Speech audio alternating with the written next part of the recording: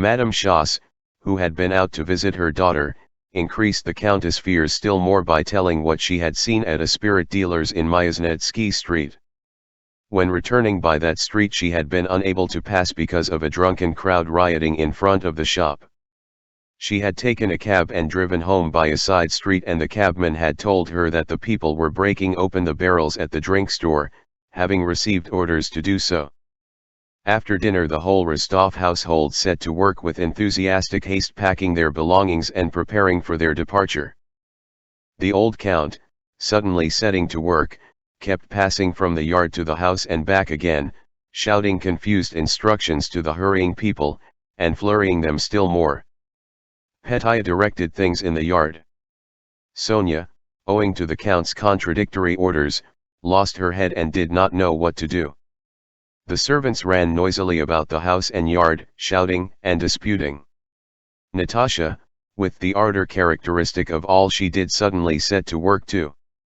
At first her intervention in the business of packing was received skeptically.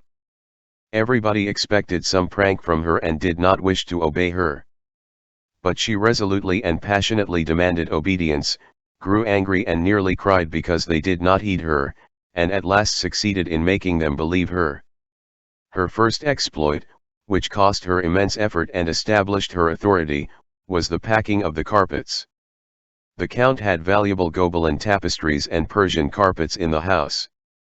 When Natasha set to work 2 cases were standing open in the ballroom, one almost full up with crockery, the other with carpets.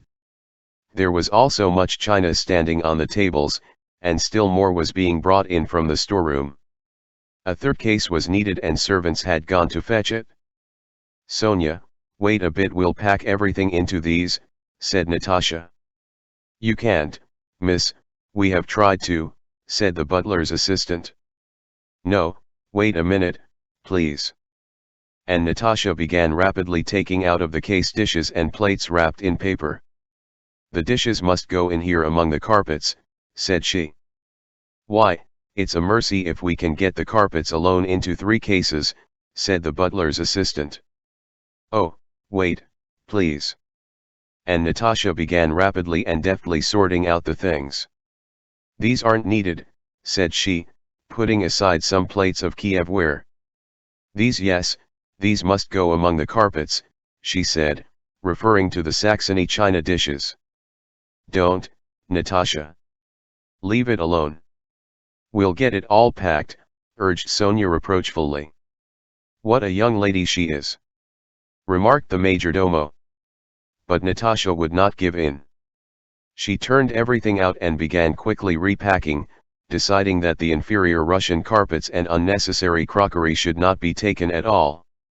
When everything had been taken out of the cases, they recommenced packing, and it turned out that when the cheaper things not worth taking had nearly all been rejected, the valuable ones really did all go into the 2 cases.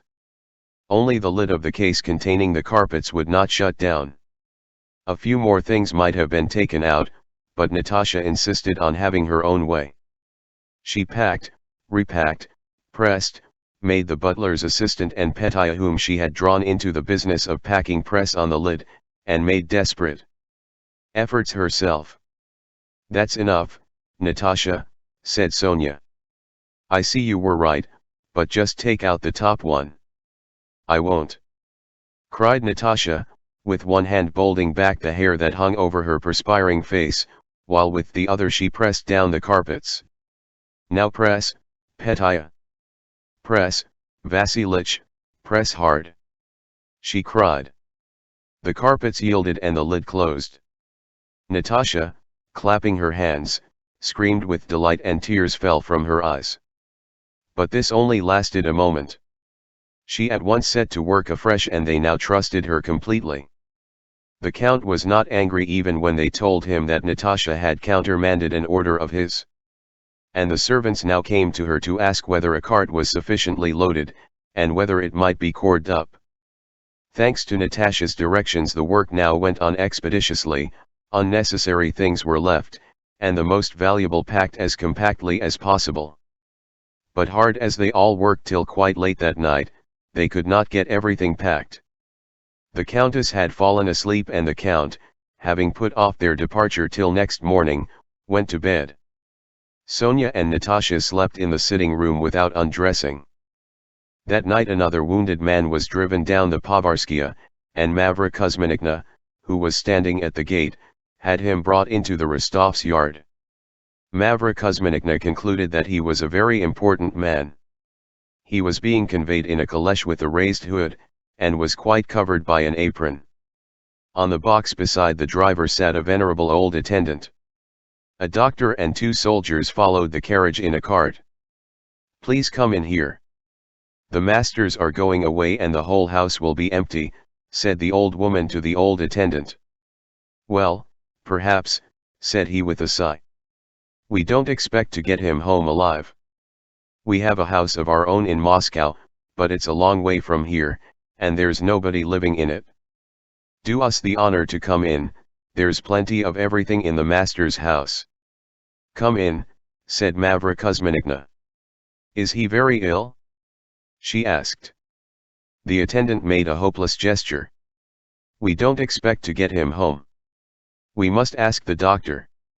And the old servant got down from the box and went up to the cart. "All right," said the doctor. The old servant returned to the caleche, looked into it, shook his head disconsolately, told the driver to turn into the yard, and stopped beside Mavra Kuzminikna. "Oh, Lord Jesus Christ!" she murmured. She invited them to take the wounded man into the house. "The masters won't object," she said. But they had to avoid carrying the man upstairs, and so they took him into the wing and put him in the room that had been Madame Schoss. This wounded man was Prince Andrew Bolkonsky.